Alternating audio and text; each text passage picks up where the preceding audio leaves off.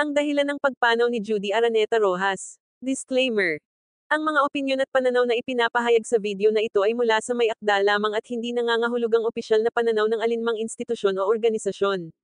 Layunin ng channel na ito ang pagbibigay ng impormasyon at komentaryo batay sa pampublikong datos at mga mapagkakatiwalaang sanggunian. Mga kaibigan, isang malungkot na balita ang gamulat sa mundo ng politika at lipunan. Pumanaw na si Judy Araneta Rojas sa edad na 71. Ang kanyang pagpanaw ay iniulat bilang mapayapa at napapalibutan siya ng kanyang pamilya at mga mahal sa buhay. Ngunit gaya ng inaasahan, agad ding lumutang ang tanong ng marami. Ano nga ba ang tunay na dahilan ng kanyang pamamaalam?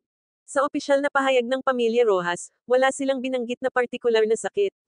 Ang tanging sinabi nila ay nagpaalam si Judy sa mahinahon at tahimik na paraan. Dahil dito, mas naging palaisipan sa publiko kung ito ba ay dulot lamang ng katandaan o kung may mas malalim na dahilan na hindi na ipinahayag. Kung titignan natin ang kanyang mga huling buwan, 3 linggo pa lang ang nakalipas mula nang ipagdiwang ni Judy ang kanyang ika-71 kaarawan. Sa mga larawan at kwento na ibinahagi ng pamilya, makikita na masigla pa siyang nakikipagdiwang. Kaya't mas marami ang nagulat nang bigla na lamang inanunsyo ang kanyang pagpanaw. Ngunit sino ba talaga si Judy Araneta Rojas? Hindi siya basta ina ng isang politiko. Siya ang matriarch ng isang pamilya na malalim ang ugat sa politika at negosyo.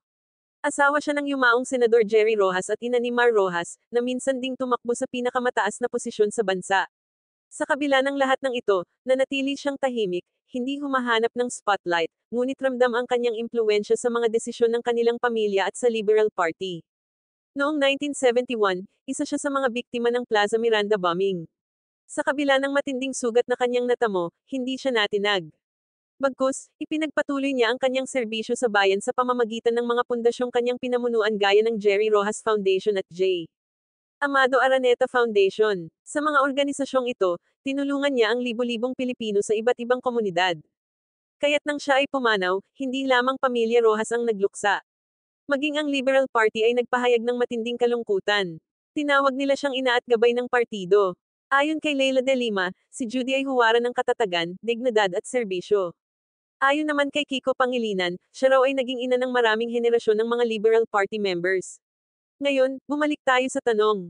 Ano ba ang dahilan ng kanyang pagpanaw? Sa edad na 71, natural na nagiging mahina ang katawan. Posibleng komplikasyon sa kalusugan ang dahilan. May mga nagsasabing matagal na rin siyang nagkaroon ng mga iniindang karamdaman na hindi na ibinunyag sa publiko. Ngunit ayon sa kanyang pamilya, mas nais nilang ipaalala ang kanyang pamana kaysa ang detalyeng medikal ng kanyang pagpanaw.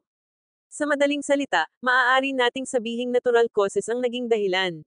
Ngunit higit pa roon, ang kanyang katawan man ay bumigay, ang kanyang impluwensya at alaala ay mananatiling buhay. Ngunit may isa pang tanong na pumapasok ngayon. Ano ang magiging epekto ng kanyang pagkawala sa Liberal Party at sa pamilya Rojas? Si Mar ay matagal nang tahimik mula nang matalo noong 2016. Ngunit ngayong wala na ang haligi ng kanilang pamilya, may mga espekulasyon kung muling babalik ba sa eksena ang mga Rojas sa politika, o tuluyan na bang mamahinga ang kanilang pangalan sa kasaysayan. Mga kaibigan, si Judy Araneta Rojas ay hindi lang ina ni Mar at asawa ni Jerry. Siya ay isang tahimik na leader, isang babaeng nakaligtas sa madidilim na yugto ng kasaysayan at isang matatag na huwaran ng lakas at malasakit. Kaya't kung pag-uusapan natin ang dahilan ng kanyang pagpanaw, ang simpleng sagot ay natural causes.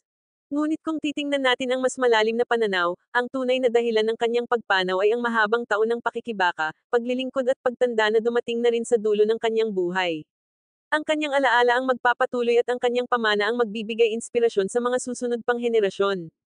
Mga kaibigan, ano ang tingin ninyo sa pagpanaw ni Judy Araneta Rojas? Natural causes lang ba ang dahilan o may mas malalim pang hindi ibinahagi sa publiko? Ibahagi ninyo ang inyong saloobin sa comment section. Huwag kalimutang i-like ang video, i-share sa inyong mga kakilala at mag-subscribe para sa mas marami pang usaping main intriga at puno ng kwento dito sa ating channel.